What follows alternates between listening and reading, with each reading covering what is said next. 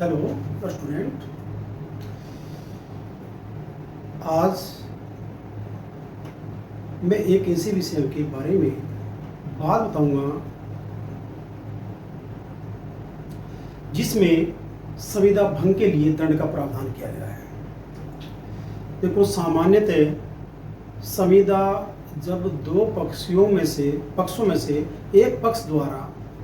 Breach की जाती है, यानी कि भंग की जाती है, तो दूसरा व्यक्ति इंडियन कॉन्ट्रैक्ट एक्ट की धारा 73 के अंतर्गत 73 के अंतर्गत ये दूसरे पक्षकार से संविदा भंग के कारण हुई नुकसानी के लिए प्रतिकर प्राप्त करता है। लेकिन भारतीय दंड संहिता की धारा 491 में अगर किसी व्यक्ति के साथ अभियुक्त ने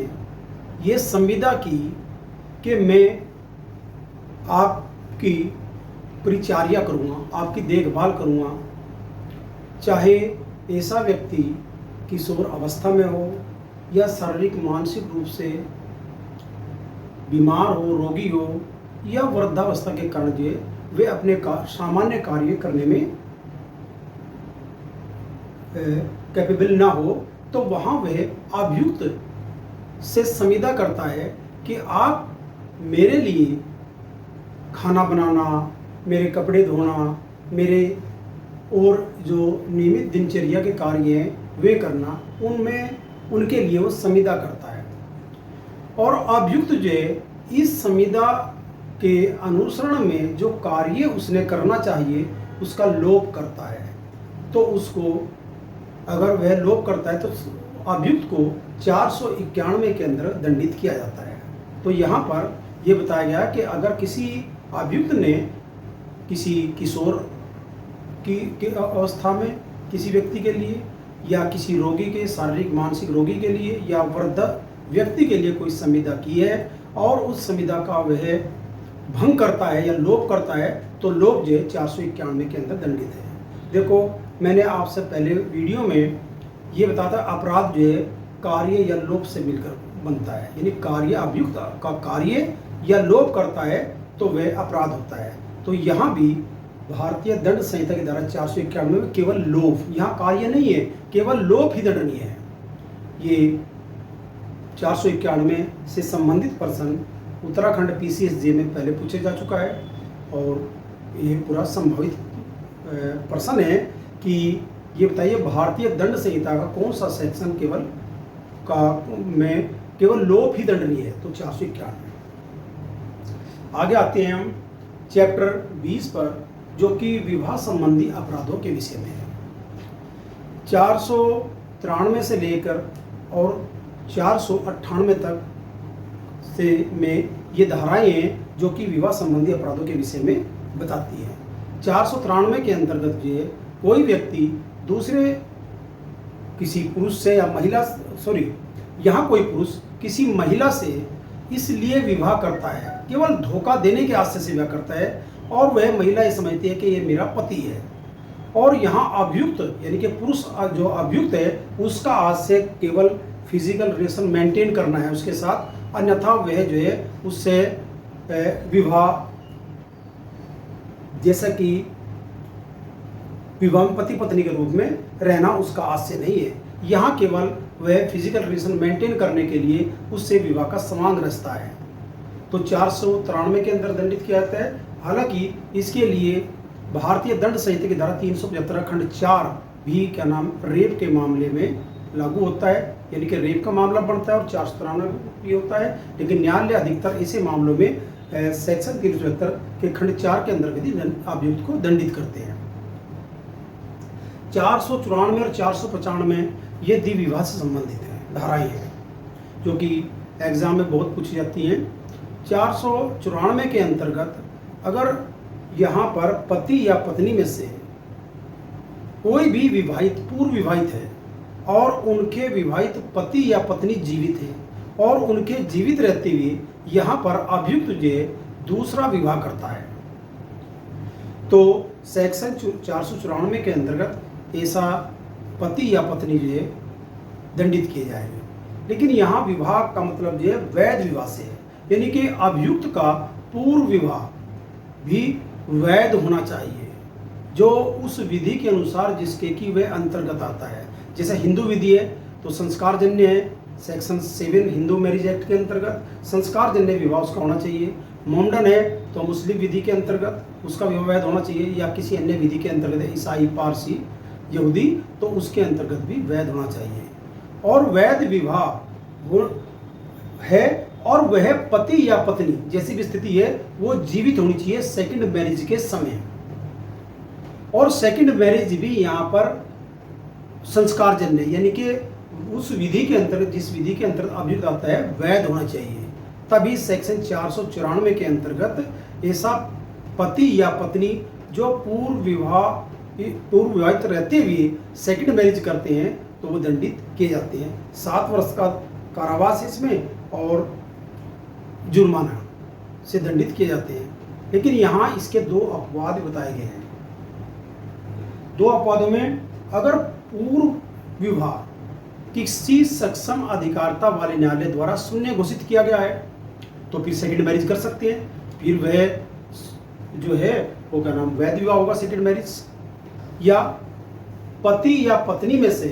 कोई 7 वर्ष तक लापता है, उसके बारे में कुछ नहीं पता है, पहले विवाह हुआ था पति पत्नी के साथ आपस में, लेकिन उनका 7 वर्ष से पति या पत्नी में से किसी का कोई जानकारी नहीं है कहाँ है कहाँ नहीं, और उसके 7 वर्ष व्यतीत होने के पश्चात वह ऐसा पति या पत्नी जो है सेकंड मैरिज करता है, और फिर 7 वर्ष पश्चात पूर्व पति या पत्नी सामने आते हैं तो यहाँ सेकंड मैरिज वैलिड मानी जाएगी, शून्य नहीं होगी, और सेक्शन 494 के अंतर्गत ये दंडनीय भी नहीं होगी। लेकिन यहाँ सबसे बड़ी बात है कि अभियुक्त एक पूर्व विवाहित व्यक्ति था, उसका पूर्व विवाह विधिपूर्ण था, वह व्यक्ति जिसके साथ विवाह होता जीवित था, विवाह के दूसरे पक्षकार के जीवन काल में ही अभियुक्त ने दूसरा विवाह किया था। विवाह पहला भी वैलिड होना चाहिए और पश्चातवर्ती भी। लेकिन इसका एक अपवाद भी है, 494 जो है मुस्लिम पुरुष के प्रति लागू नहीं होता, क्योंकि मुस्लिम व्यक्तिगत विधि के अंतर्गत जो है मुस्लिम पुरुष को 4 शादियाँ करने की छूट दी गई है, लेकिन मुस्लिम महिला के साथ लागू होता है, के विरुद्ध लागू होता है सॉरी। और हिंदू पुरुष है, ऐसा भी मामले आए सुप्रीम कोर्ट के समक्ष कि एक हिंदू व्यक्ति ने पूर्व शादी कर रखी थी हिंदू पत्नी के साथ, और उसके पश्चात जो उसने मुस्लिम धर्म स्वीकार करने के पश्चात जो शादी करी किसी मुस्लिम लड़की से, तो यहाँ पर क्योंकि पहले विवाह में अभी तलाक नहीं हुआ था, इसीलिए और उसने सेकंड मैरिज कर ली, भले ही उसने मुस्लिम धर्म अख्तियार कर लियो, तब भी जो है ऐसा विवाह जो है सेक्शन, यानी कि ऐसे विवाह में अभियुक्त जो है सेक्शन 494 के अंदर दंडित किया जाएगा। यानी कि वो मुस्लिम बन गया, उसको 4 शादी करने की छूट प्राप्त है। उसने जो है क्योंकि पहले हिंदू धर्म में रहते हुए अपनी पत्नी से शादी की थी और अपनी पत्नी से तलाक दिए बिना सेकंड मैरिज की है, इसीलिए वे 494 के अंदर दंडित किया जाएगा। 495 में ये बात बताई गई है कि पति या पत्नी में से किसी ने भी, यानी कि स्त्री है या पुरुष है, किसी ने भी जो विवाहित है और उसका पति या पत्नी जीवित है और पश्चातवर्ती शादी किसी लड़की से की चाहे लड़के से की ऐसी, तो वहां पर जो है अगर अपने पूर्व विवाह को छिपाते हुए की कि मैं तो अविवाहित हूँ या मैं अविवाहित हूँ, पति या पत्नी स्त्री या पुरुष जैसे भी कहते हैं, लेकिन वे जो हैं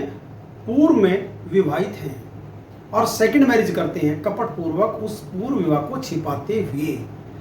तो वहां पर जो है सेक्शन 495 के अंतर्गत ऐसे व्यक्ति ने जिसने कि अपने पूर्व विवाह को छिपाकर सेकंड मैरिज की है दंडित किया जाएगा 495 के अंतर्गत। इसमें 10 वर्ष का कारावास और जुर्माना लगाया जा सकता है। 496 में बेईमानी पूर्वक या कपट पूर्वक एक व्यक्ति किसी स्त्री के साथ, इसमें स्त्री पुरुष दोनों आ जाएंगे, सॉरी 493 में केवल पुरुष आता है, 496 में कोई स्त्री या पुरुष बेईमानी या कपट पूर्ण रूप से विवाह का सम्मान करते हैं, केवल दिखावा, जिसमें कि उनका पति पत्नी के रूप में कोई संबंध आगे यानी कर्मकांड झूठे करते हैं और आगे जो है विवाहित रहने का कोई इरादा नहीं है, केवल स्वांग रचा उन्हें समाज के समक्ष, और एक पक्षकार द्वारा दूसरे पक्षकार को यहाँ धोखा दिया गया। कपटपूर्वक बेईमानीपूर्ण आज से पहले से विद्यमान है। तो यहाँ जिस व्यक्ति ने ऐसा किया, चाहे वो पुरुष हो चाहे वो स्त्री हो, तो यहाँ पर 496 के अंतर्गत दंडित किए जाएंगे। यहाँ 493 और 496 में एक मेन अंतर है कि वहाँ पर पुरुष है, यहाँ पर पुरुष और स्त्री दोनों हैं। 493 के अंतर्गत पुरुष द्वारा फिजिकल रिलेशन मेंटेन करने के लिए विवाह का संवांग किया जाता है, लेकिन यहाँ पर विवाह का संवांग जो है फिजिकल रिलेशन मेंटेन करने के लिए नहीं किया जाता, मात्र बेईमानीपूर्ण और कपटपूर्ण रूप से दूसरे व्यक्ति को धोखा देने के आशय से और विधि पूर्वक विवाह नहीं किया जाता, केवल कपट वंचित करने के आशय से किया जाता है। तो 496 के अंदर दंडित होता है अभियुक्त। 497 जो है पहले एडल्ट्री के लिए था, लेकिन अब जो है जोसेफ सीने versus union of India AIR 2018 के मामले में इसको 497 को असंवैधानिक घोषित कर दिया कि, और सुप्रीम कोर्ट ने कहा कि पत्नी जो है पति की जागीर नहीं है, वो जहाँ चाहे वहाँ अपना फिजिकल रिलेशन बना सकती है, इस प्रकार के बारे में बताया गया है। 498 में यहाँ पर अभियुक्त होगा पुरुष। अभियुक्त यह जानते हुए कि एक स्त्री किसी अन्य व्यक्ति से विवाहित है और वहाँ उसके पति की सम्मति के बिना, पूर्व सम्मति के बिना उस महिला को, इस स्त्री को बहलाकर फुसलाकर भगाकर ले जाता है, तो वह यहाँ पर 498 के अंतर्गत अपराध करता है। किसी की स्त्री को जानते हुए कि ये स्त्री जो है किसी पुरुष से विवाहित है और उस पुरुष की सम्मति के बिना बहलाकर फुसलाकर ले जाना 498 के अंदर अपराध है। तो ये विवाह संबंधी अपराध थे। एक 498A है जिसका चैप्टर 20A, ये जब भारत में दहेज से महिलाओं की मृत्यु होने लगी या उनको आत्महत्या के लिए दुष्कृत किया जाने लगा, जिसके कारण जो है उनकी मृत्यु होने लगी, यानी कि दहेज के कारण महिलाओं को के प्रति जो है क्रूरता बढ़ती गई और जिसके कारण जो है महिलाएं आत्महत्या करती रही या उनको जो है दहेज के कारण मार दिया गया। यहाँ क्रूरता फिजिकल और मेंटल दोनों हो सकती है, शारीरिक मानसिक दोनों में से कोई भी क्रूरता अगर पति या पति के नातेदार द्वारा उस महिला के विरुद्ध किया गया दहेज की मांग के लिए, चाहे वह क्रूरता जो शारीरिक थी या मानसिक थी, तो 498A के अंतर्गत ऐसे अभियुक्त को दंडित करने का प्रावधान है। हालांकि जो है आजकल जो है इस 498A का बहुत दुरुपयोग हो रहा। सुप्रीम कोर्ट ने भी इसके लिए बहुत गाइडलाइंस दे दी कि नहीं, इसका दुरुपयोग नहीं होना चाहिए और दुरुपयोग अगर लगे तो पहले से जो है इसकी जांच कर लेनी चाहिए, तभी FIR दर्ज करनी चाहिए। ललिता कुमारी बनाम स्टेट ऑफ यूपी AIR 2014 के मामले में भी सुप्रीम कोर्ट ने 498A के बारे में भी कहा कि जो वैवाहिक विवाद हैं उनमें जो है पूर्व जांच करनी चाहिए पुलिस को, तभी जो है FIR जो है पति या पति के नातेदारों के विरुद्ध दर्ज करनी चाहिए, पंजीकृत करनी चाहिए। और अन्य केस भी इस पर जो 498A के में 2022 में भी आया, 2020 में भी आए बहुत से केस हैं जो कि इस प्रकार से सुप्रीम कोर्ट ने निर्देशित किया कि पहले जांच करो और जांच करने के पश्चात जो है फिर FIR पति या पति के नातेदार के विरुद्ध दर्ज करो अगर प्राइमा फेसी केस बनता है, यानी कि क्या नाम आप मशीनरीकृत रूप से पंजीकृत करते रहें। इसमें जो है एक केस है Kaliya Perumal versus state of Tamil Nadu AIR 1986 Delhi supreme court का। इसमें जो है कभी कभी प्रश्न आता है APO UP APO में प्रश्न आया है कि अभियुक्त अगर 304B के अंतर्गत दोष मुक्त कर दिया गया, क्या 498 के अंतर्गत उसको दंडित किया जा सकता है? तो यहाँ सुप्रीम कोर्ट ने कहा इस मामले में कि 304B और 498A पृथक अपराध हैं, सुभिन्न पृथक अपराध हैं, ये एक साथ नहीं है। इनके अलग अलग हैं। अगर अभियुक्त को 304 बी के अंतर्गत दोष मुक्त कर दिया गया तो अभियुक्त को 498 के ए के अंतर्गत अगर क्रूरता साबित होती है तो दोष सिद्ध किया जा सकता है। इसकी संवैधानिकता के बारे में भी 498 की संवैधानिकता के बारे में भी प्रश्न बार बार उठे न्यायालयों के समक्ष। सुप्रीम कोर्ट ने